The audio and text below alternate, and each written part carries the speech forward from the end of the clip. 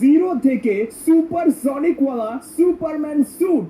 But guys, এখানে একটা fact রয়েছে, প্রত্যেকটা স্যুটে আমাকে কম করে হলেও 10 জন মানুষকে বাঁচাতে হবে। কারণ গাইস, আমি হব সুপারম্যান, আর সুপারম্যান তো সব সময় মানুষদের রক্ষা করে। সেজন্য গাইস, আমি যদি মানুষদের রক্ষা করতে গিয়ে যদি মারা যাই, তাহলে গাইস আমার সেই স্যুটটা আবারও জিরোতে কনভার্ট হয়ে যাবে। তাই গাইস, আমাকে খুব সাবধানে কাজ করতে হবে।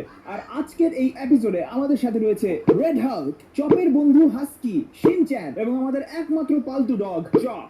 সো গাইজ, এর আগে আরেকটা কথা বলে রাখি আপনাদের, একটা বিষয় আমি আপনাদেরকে ভালো করে বলে দিতে চাই যে আমাকে যদি প্রথম স্যুটটা আনতে হয় না, যেটা আমি জিরো স্যুট বলেছি, ওইটা আনতে হলেও গাইজ আমাকে একটা ছোট্ট খাট্ট ভালো কাজ অন্তত করতে হবে। তারপরে গাইজ আমি কিন্তু জিরো স্যুট পেয়ে যাবো গাইজ, এবং জিরো স্যুট আমি তখনই পাবো যখন আমি এই পোর্টালটার মধ্যে দিয়ে প্রবেশ করব। হ্যাঁ গাইজ, আমাকে ভালো কাজ করে এই পোর্টালটার মধ্যে প্রবেশ করতে হবে, তারপরে গাইজ আমি পাবো জিরো স্যুট। আর এরকম করে গাইজ 10 জনকে রেস্কিউ করার মাধ্যমে আমাকে সুপার স্যুট কালেক্ট করতে হবে, যেটা কিনা সুপারম্যানের sonic suit. Yes guys, let's গো।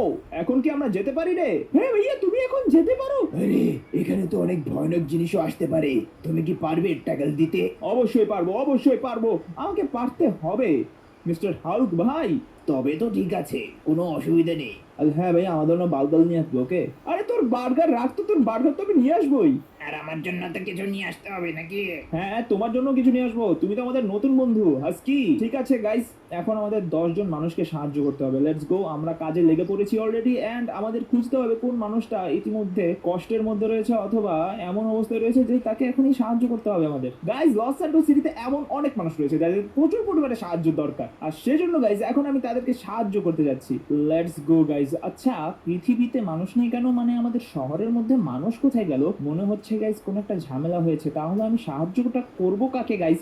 এটা কিন্তু একটা অনেক বড় চ্যালেঞ্জিং এর বিষয়। মানুষ এখানে নেই, তারপরও গাইস আমাকে কিন্তু মানুষদেরকে সাহায্য করতে হবে। আর এখানে আপনারা দেখতে পাচ্ছেন কোনো মানুষই নেই, তাহলে তাদেরকে আমি কোথায় গিয়ে সাহায্য করব? এখানে একজনকে পাচ্ছি গাইস, দেখে আসি গাইস সে আমার থেকে সাহায্য চায় কিনা। গাইস, ইমার্জেন্সি তাকে গিয়ে আমার জিজ্ঞেস করতে হবে সে সাহায্য চায় কিনা, মানে সাহায্যটা চায় কিনা। হ্যালো ভাই, কি করছেন? দেখছো না টাকা বের করছি? ও টাকা বের করছেন এখান থেকে? আমার কি কোনো সাহায্য দরকার আপনার? না না, কোনো সাহায্য দরকার নেই, সরো তো ভাই। আচ্ছা ঠিক আছে, আমি সরে যাই। গাইস, একজন তো চাইলো না আমার থেকে সাহায্য, বাট আশেপাশে দেখতে হবে, কেউ যদি সাহায্য চায় তাহলে তাকে সাহায্য করে 10 জনকে সাহায্য করার মতো কাজ করেই কিন্তু আমরা জিরো স্যুটটা পেয়ে যাবো। গাইস, আমাদের খুঁজতে হবে কারো কোনো সাহায্যের দরকার কিনা। তো দেখা যাক, এখানে আছে, আছে, ঠিকই আছে, মানুষকে আমরা পাবোই। গাইস, এখানে অনেকজন হাঁটছেন, তো তাদেরকে জিজ্ঞেস করবো, ভাই আপনার কি সাহায্য দরকার?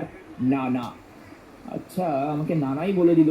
ভাই আপনার কি সাহায্য দরকার? ভাই, আমি অনেকদিন ধরে এখানে দাঁড়িয়ে আছি, আমি আসলে একজন প্যাসেঞ্জার। একটা লোক এসে আমাকে বলেছিল আমাকে নাকি বিদেশ পাঠাবে। আমি বসে রয়েছি, এখন আর কি করব? সিগারেটটাই খাচ্ছি, কিচ্ছুই করার নেই। আমি সব নিঃস্ব হয়ে এসেছি এখানে। আমি বুঝতে পেরেছি আপনার সমস্যাটা, তো চলুন আপনাকে আমি বিদেশে ভ্রমণ করিয়ে দিয়ে আসি। এটা কি সম্ভব নাকি ভাই? অবশ্যই সম্ভব, আমি থাকতে কোনটা অসম্ভব? তাহলে আমাকে নিয়ে চলুন ভাই। হ্যাঁ অবশ্যই, চলুন চলুন, আমি এখনই একটা গাড়ির ব্যবস্থা করছি। ঠিক আছে, আপনি একটু দাঁড়ান এখানে। আসুন ভাই জলদি, আমি গাড়িটা পেয়ে গেছি, আমাদের গাড়ি এখানে চলে এসেছে, আর এখন আমরা গাড়িতে বসে পড়বো। জলদি আসুন ভাই। আচ্ছা, আপনি কোন দেশে যেতে চাচ্ছিলেন? ভাই আমি সৌদি যেতে চাচ্ছিলাম। সৌদি যাবেন?